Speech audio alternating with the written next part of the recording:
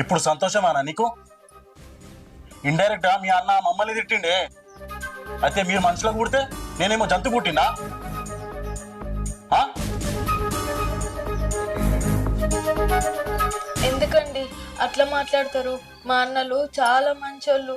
నేను వాళ్ళు నా మీద పెట్టుకున్న నమ్మకాన్ని వదిలేసి వచ్చిన కదా, ఆ కోపం అనరా అండి మనల్ని?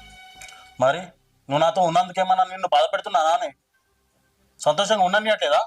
తిండి పెట్టట్లేదా? చెప్పే మరి. ఇప్పుడు అవన్నీ ఎందుకండి? ఏందే అవన్నెందుకా? ఆహా, ఇప్పుడు నాకు అర్థమైందే.